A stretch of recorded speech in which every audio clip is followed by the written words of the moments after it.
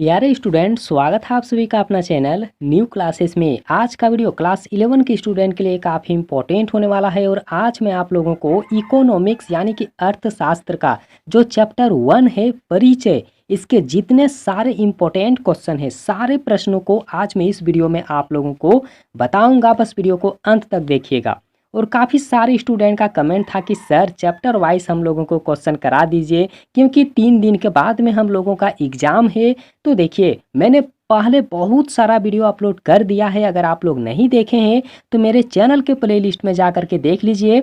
काफ़ी सारा वीडियो पहले से ही अपलोड है जो फाइनल एग्ज़ाम के लिए बहुत बहुत बहुत इंपॉर्टेंट है। ठीक है, तो यहाँ पर सबसे पहला चीज़ आप लोग देख लीजिए, जो चैप्टर 1 है परिचय, इसके बहुत सारे क्वेश्चन है। तो चलिए एक एक क्वेश्चन आप लोग अच्छे से देख लीजिए, अच्छे से लिख लीजिए और याद करके रख लीजिए। तो देखिए, जो पहला प्रश्न है ना कि किसने कहा कि अर्थशास्त्र धन का विज्ञान है। किसने कहा था कि अर्थशास्त्र जो है वो धन का विज्ञान है? तो याद रखना है, एडम स्मिथ ने कहा था। एडम स्मिथ ने क्या कहा था कि अर्थशास्त्र जो है ना वो धन का विज्ञान है। अगला प्रश्न नोट करिए कि सांख्यिकी माध्यमों का विज्ञान है। सांख्यिकी क्या है? तो माध्यमों का विज्ञान है। तो यह परिभाषा किसने दिया है? तो ए.एल. वाटले ने दिया है। किसने?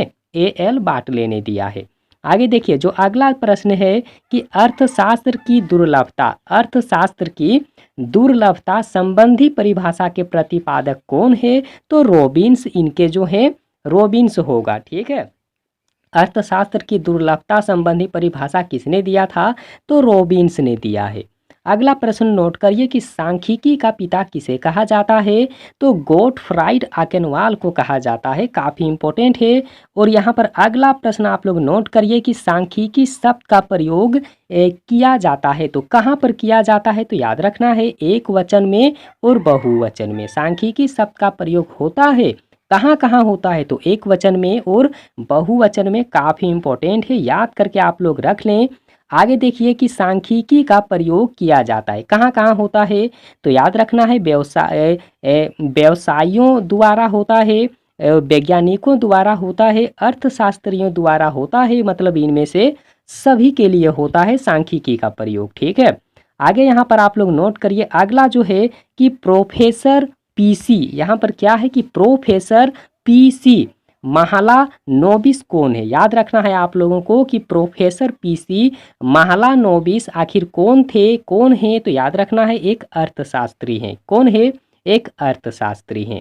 आगे देख लीजिए, अगला जो प्रश्न है कि सांख्यिकी, सांख्यिकी का मतलब क्या होता है? तो याद रखना है आप लोगों को, सांख्यिकी का मतलब होता है कि तथ्यों को परस्पर तुलनीय बनाता है और जटिल तथ्यों को बिल्कुल स्पष्ट करता है। याद रखना है, इसी को तो सांख्यिकी कहा जाता है। आगे देख लीजिए कि आधुनिक अर्थशास्त्र के पिता कौन थे?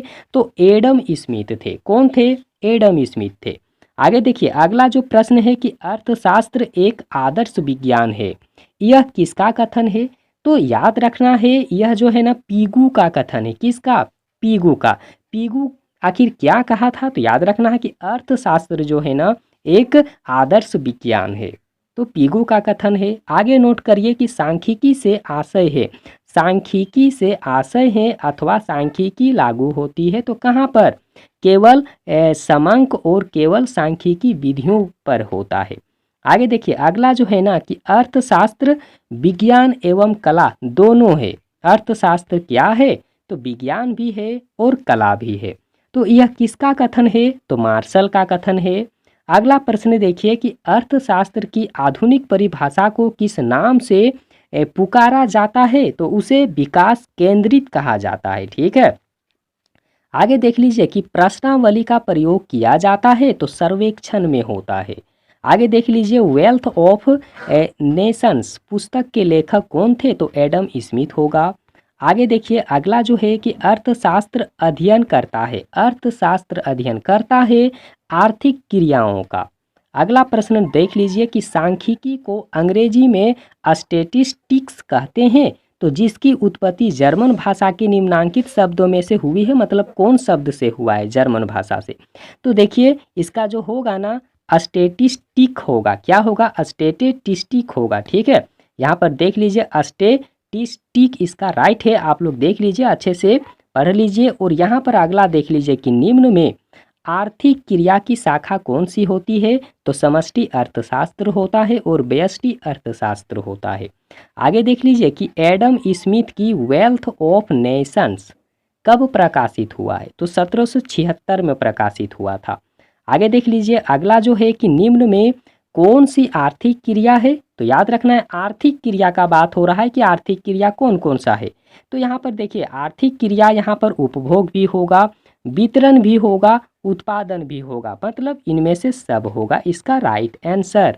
आगे देख लीजिए कि अर्थशास्त्र उद्देश्यों के बीच में तटस्थ समान है। तो किसने कहा था? तो मार्शल ने कहा था।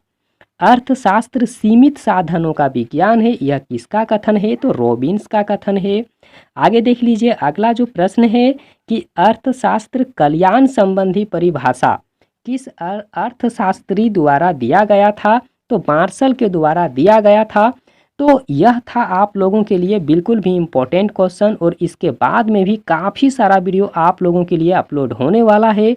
आप लोग चैनल को ज़रूर सब्सक्राइब कीजिए और साथ ही बेल आइकन को ज़रूर दबा दीजिए, ताकि मैं जब भी वीडियो अपलोड करूं तो सबसे पहला नोटिफिकेशन आपके पास पहुंचे और आप उन वीडियो को सबसे पहले देख सकें। और वीडियो देखने के लिए बहुत बहुत धन्यवाद।